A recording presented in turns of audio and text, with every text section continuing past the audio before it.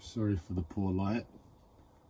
Until I get the electric sorted on the boat properly, rather than just a few USB connections, it's gonna look a bit like this for a while. Adds to the depressing atmosphere, I'm sure. But I'm experiencing elements of my mental health that are just taking it beyond the limits that have ever been put my way before. Well, so beyond those limits, but in the past I was always had a hand in it. In other words, I didn't know my mental health at the time, therefore it was my life, and I took action, and on reflection, it wasn't a mistake, so to speak, but in what my mental health has since taught me, it's taught me to look back at that as a mistake. I don't know if that makes sense. It's like, how can I put it? In the moment, I just did what I thought was right and correct. I was ignorant, and I'm referencing my past in terms of self-harm at the moment.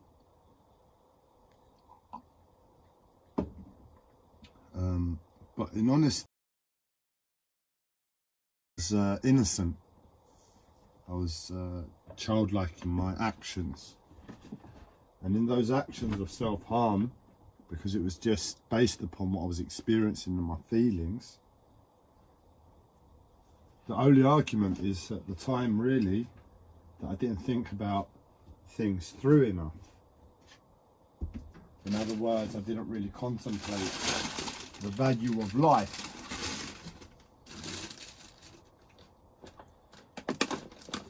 And as I was still getting to grips with my mental health and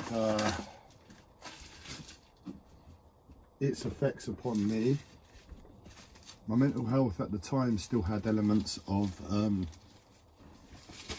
good intent and spiritual food to take from it. In other words, I could still gain lessons from my mental health because I hadn't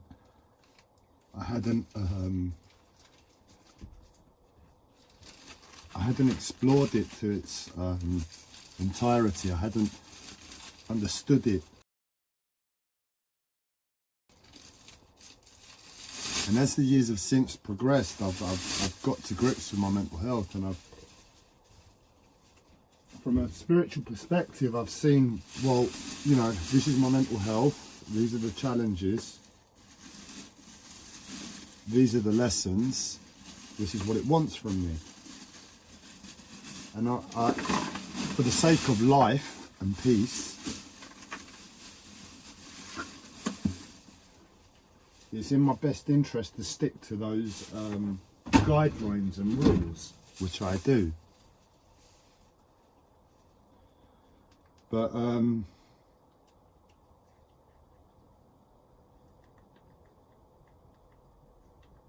mental health no longer plays by those rules. And I'm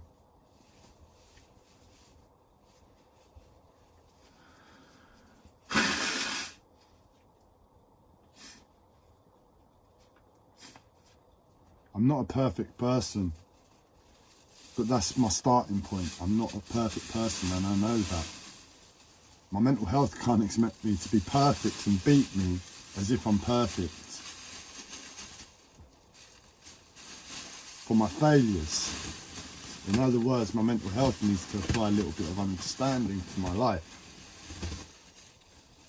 And where I am now, I see myself, I see my imperfections, and I still push myself a lot. That's what my mental health wants of me. But it's treating me like I'm perfect, you know, or something along those lines, or whoever's taking the what's it called? You know, with the horse, the guide rails. What are they called? The thing that makes the horse fucking steer. Whoever's taking the reins, I think that's the word, is wanting of me, but isn't communicating to me on the level. And I'm here in the present moment. And for all intents and purposes, there's no real difference to those challenging times in the past when I've self-harmed, I've resorted to self-harm. In the experience, how it feels. That's why I self-harm. If you can ever imagine it, the feeling in my body was asking for a certain whack around a certain part of my body. And it's like, I can imagine that I've not. There are loads of types of self-harm, and I know one person from college, she confessed cutting her arms. That's not something I've ever done.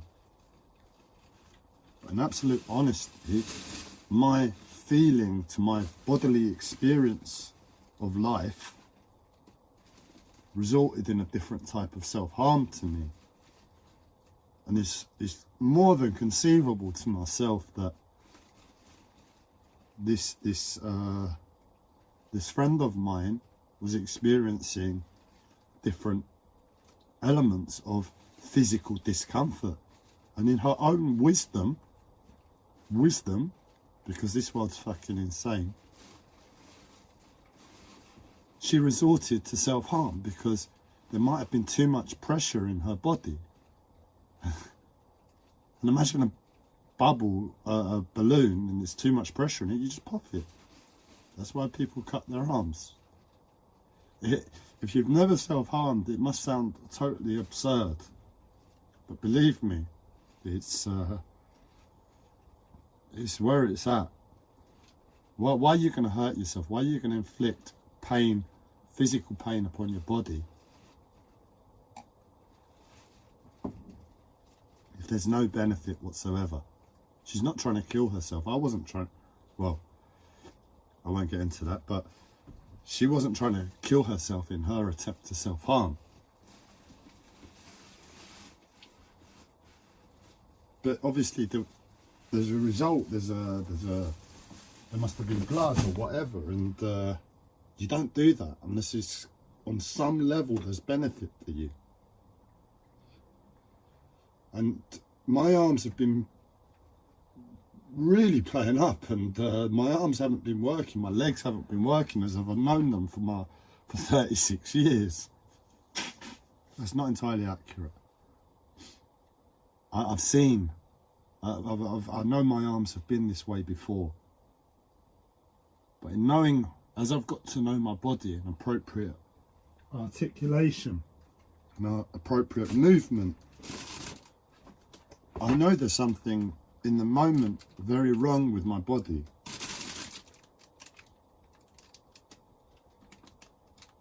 And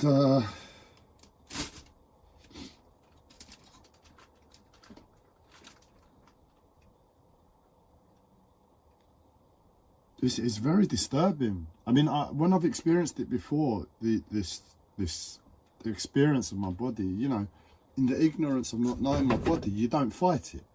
You're like, they're just my arms. They're just behaving like this for whatever reason. But I know right now there's a real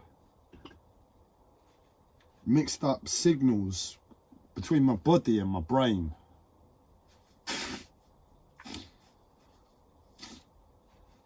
And the distress is unparalleled. Ignorance is bliss, man.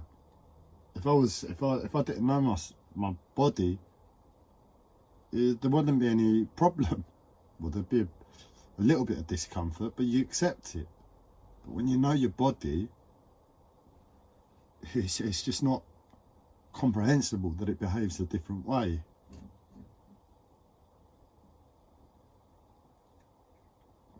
not only that, it's my constant, relentless application of health to life that began in my early 20s, that took a sabbatical, a break basically for a couple of years. But even in that break, I'm still on point with Qigong. So even in that break, I was super healthy. I've never actually felt healthier well, I was really healthy, I know that much. My body was getting a lot of good input. And I'm still persisting in the pursuit for health, and to see my body all of a sudden start wanting to behave differently when I give everything for it to behave as it should, and not only as it should, but better than it should. It's inconceivable to me that it should change like it has. But this is something I'm exploring in terms of us as a species, and it's really dark today. I've not long been out of bed. You can tell by my eyes they're like they're all alert because I've been depressed in bed all day. What it is, it's a case of I tell myself when I experience my physical problems get me from the second I wake up, and my mental health jumps on board, and it makes it very unlivable. But because I've experienced it so many fucking times, and it's life, and it's said to myself time and time again, you know, when this occurs, the best thing to do is just get up and carry on. Well, it's like my mental health, it must be really having it in for me, whoever's got the reins at the moment. Because what it is, it's a case of, it's been bad of late, yeah, my physical discomforts. So in other words, if I'd have experienced the same physical discomforts when I woke up today, I'd have just got up and carried on because it's fresh in mind. But I woke up today and they got worse again. They've regressed, and I don't have it in me in terms of spirit and life to take on board new challenges at the moment. In other words, somebody's force feeding me trouble for whatever reason. There could even be good intent in that, but ultimately, if somebody's riding me, I don't like them on me. And if if you're a horse and you understand nature, and the person that's riding you doesn't respect you, you want them off you ASAP. And whatever happens while they're on you,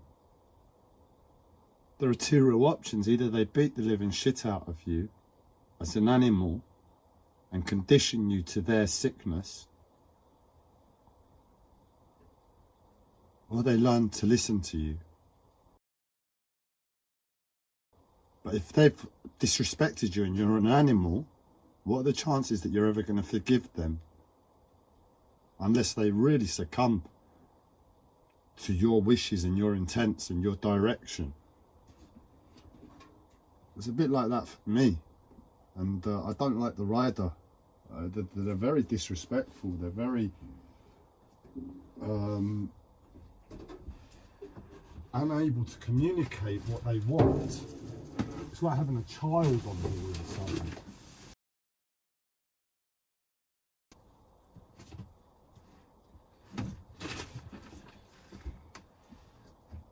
And I'm here, and my body is just, it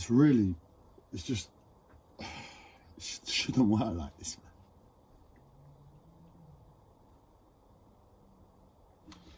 man. Anyway, I need to attune my eyes to the dark, and I've got a light shining straight into my eyes now for the sake of this live stream, because making this live stream was really essential to me being able to retune my mind to getting on with anything. As I said, I've just not long been out of bed from being depressed. And what gets me out of bed is physical discomfort. So it's a really... Look, I don't know what to say anymore. All I know is that I stalk my body. In other words, I'm very on top of my body, and I know for my life, my body needs to be in check for health and for goodness and for ease in terms of my mental health, if nothing else. And I give a lot of energy that way. And what I'm experiencing now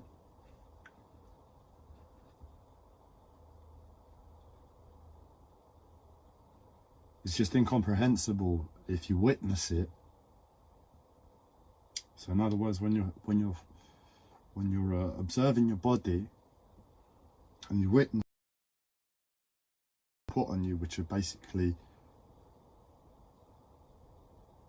imagine you have a dodgy finger, yeah? You knock your finger and your finger's hurting. It's gonna hurt, but you get on with life and you can deal with it. If you've got a mental health problem, what your mental health can do is make you focus on that finger and not able to stop you getting on with life. And make you real with that pain in your finger. And if you're real with the pain in your finger, and you can't look anywhere else but the pain in your finger, it might as well be somebody stabbing you in the back with a knife, very, very deep, because you can't get away from it. You're not able to re-coordinate your body to deal with the pain because your mental health is not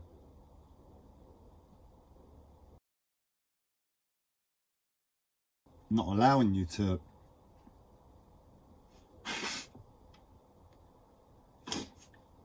get on, to deal with it. I know it's a lot like that on many levels, but I'm in pain first. And I have a serious mental health disorder, and that mental health disorder is never going to go away. The way for me to deal with it is to deal with the pain. The pain is the problem. My mental health is a problem, but it is me.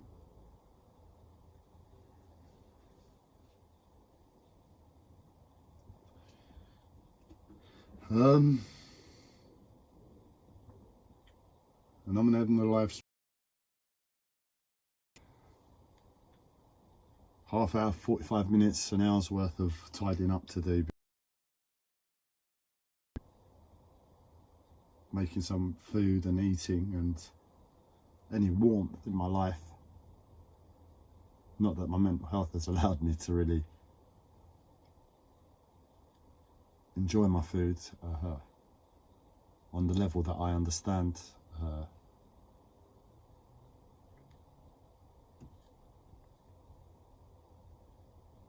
enjoyment to be at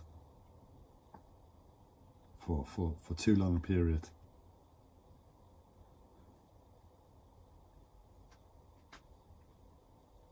But it's Saturday.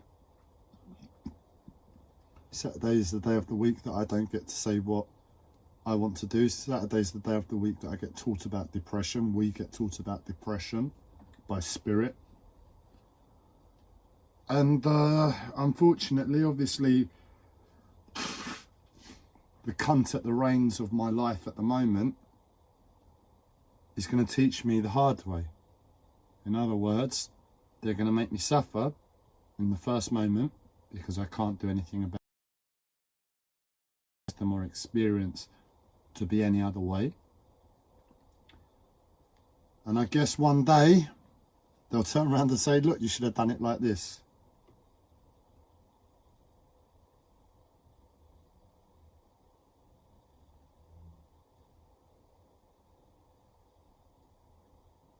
I am begging for new scriptwriters to come to the table of my life, for humanity's life. If nothing else, the boredom, the repetition of your laziness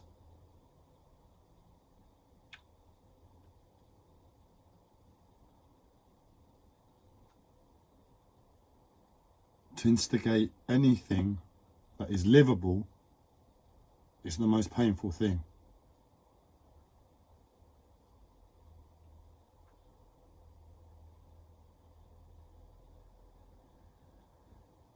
I'm begging for new scriptwriters to come to the table. For new scriptwriters who can communicate with me. I don't speak the language of this rider, this spirit that wants to teach, to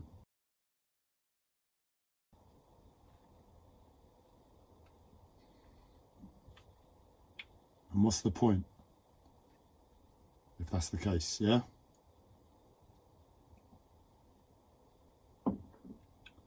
So happy Saturday, everybody. How did you learn about depression today? Look, I'm going to make it clear. My viewpoint on depression is pretty fixed at the moment, and it has been for about a year or 2 years, and that is the world is depressing if you look at it naturally and honestly. I'm sure it can be other ways, but you need to change your mind. You need to adapt to a new, unnatural philosophy and application and mentality towards the world and life. For fuck's sake, somebody just PM me a message. Andreas, be like this. It will save me so much fucking suffering. Instead of all this fucking games and constant pain and screaming and insanity that I can't do anything about.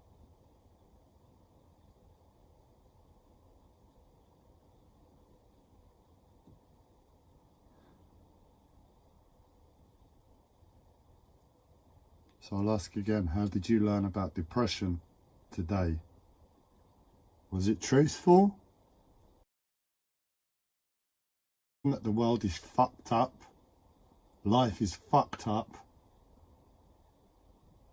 and to give you the spirit to understand what's truly needed to overcome that depression? Or did you receive a lesson to give you an element of Stockholm syndrome to the world, to the sickness, to make you an obedient sheep and slave to the sickness that causes a natural depression? So you can fight depression, so you can fight nature, which is just the natural state. Or did you get taught that the world is fucked up, the world is sick, and in absolute truth, action is needed for the world to heal? Now, if we've been taught individually about depression, I'm sure if 8 billion people were taught how shit the world is, we'd see a fucking change in the world very quickly. There'd be action, there'd be rise, there'd be actual dealing with, the problems, climate change, instead of fucking people on a salary getting paid to sit around the table drinking fine wine and taking baby steps to action based upon economics, another sickness, and based upon their own GDPs, another sickness, and based upon infrastructure, and based upon control and stature and world and all of that stupidity when you've come around the table to deal with climate change.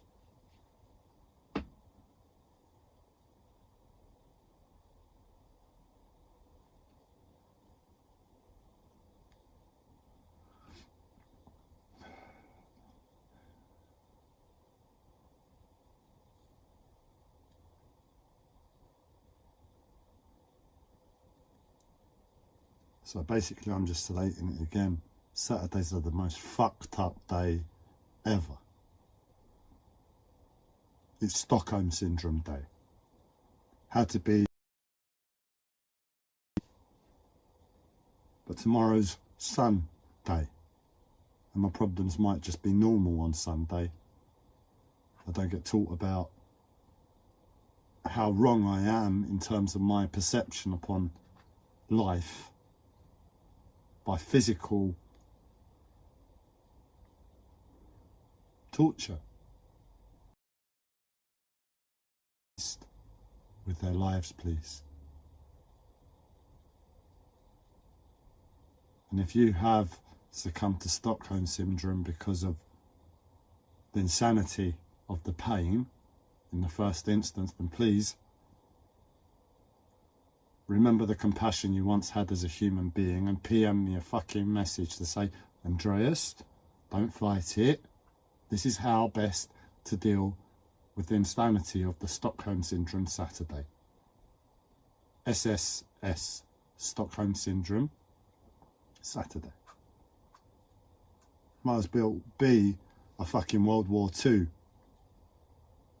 prisoner camp, isn't it? If the whole fucking population are being indoctrinated to accept this sickness every fucking Saturday. It's just another S on the end of SS.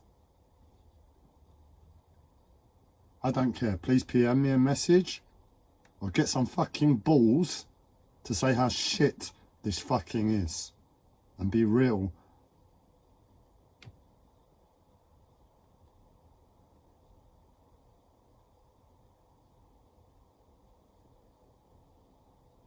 And be real.